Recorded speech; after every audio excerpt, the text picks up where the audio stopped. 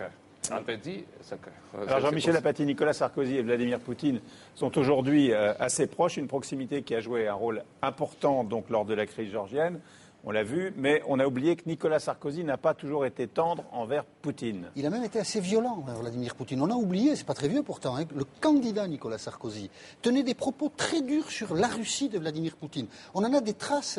En septembre 2006, Nicolas Sarkozy, candidat ou pré-candidat, fait un voyage aux États-Unis. Vous savez, c'est ce voyage où il fait cette fameuse photo avec George Bush. Les journalistes qui accompagnent Nicolas Sarkozy lui disent mais puis, c'est un peu la tonalité générale, vous en faites pas trop quand même dans l'américanophilie.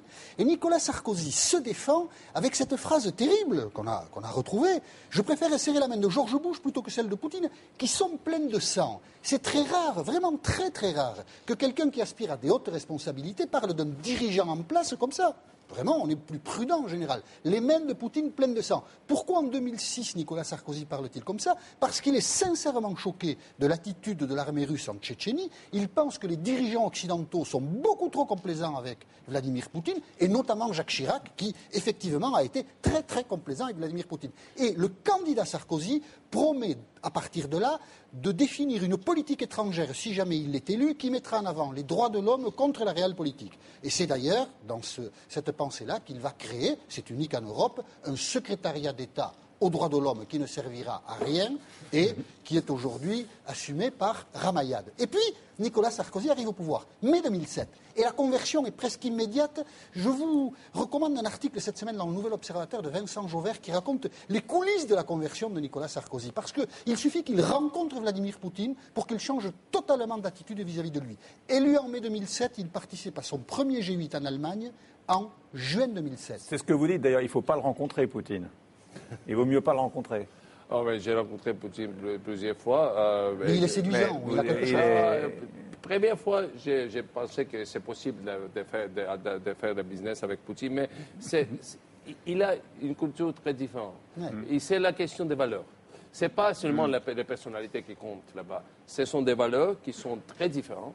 Et ce sont des valeurs qui ne sont pas vraiment acceptables pour les civilisations européennes, n'importe pour quelle raison pragmatique. Est-ce qu'il ment ? J'espère juste qu'il ment parce que j'ai lu que Poutine avait promis à Sarkozy, je cite, qu'il vous prendrait par les couilles. Oui, j'ai entendu ça, mais ça m'amuse. C'est un peu drôle, mais c'est vrai que ce genre de langage est très bien utilisé là-bas. Ces jours-là, à Moscou, on aime de s'exprimer dans ces manières-là. Donc c'est ça qui est tragique, parce que quand on parle de coopération, quand une partie exprime leur espoir et leur programme dans ce langage-là, quand ils ne sont pas seulement ils disent ça, mais ils aussi font ça. Et c'est ça qui est tragique. Nous avons vu ça en Géorgie. Et il y a beaucoup de gens qui ont vu ça, dizaines de milliers de mes compatriotes qui ont subi ça. Alors, Nicolas Sarkozy, qui ne voulait pas serrer la main de Vladimir Poutine parce qu'elle était pleine de sang, le rencontre en juin 2007 en Allemagne. C'est cette scène qui nous avait tous marqués à l'époque. Il a Cécilia Sarkozy au téléphone. Eh bien, il passe le téléphone portable à Vladimir Poutine. Les deux hommes sympathisent dès leur première rencontre.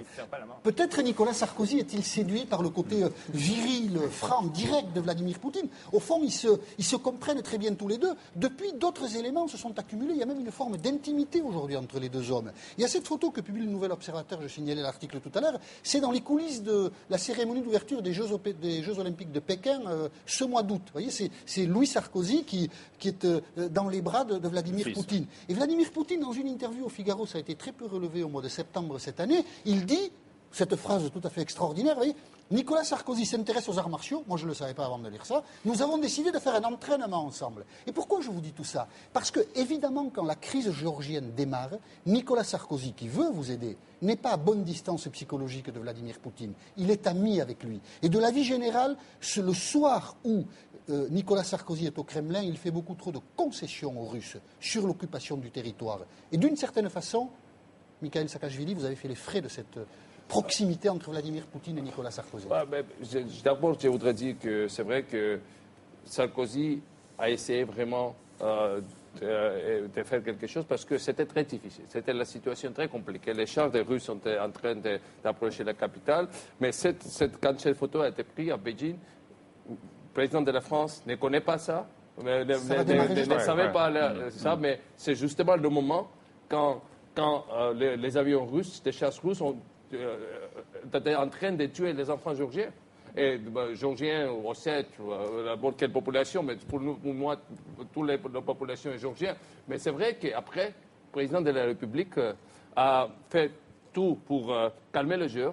L'intervention était très importante, mais l'enjeu final de tout ça est décidé maintenant.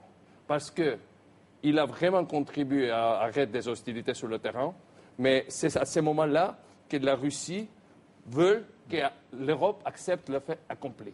Et c'est justement maintenant que les valeurs européennes sont examinées. C'est pour ça que c'était très important pour moi de venir de voir le président Sarkozy. Il m'a rassuré qu'il va, bien sûr, mettre ça à plus haut niveau pendant ces négociations avec les Russes, parce que, comme j'ai dit, ce n'est pas de la Géorgie, c'est un principe.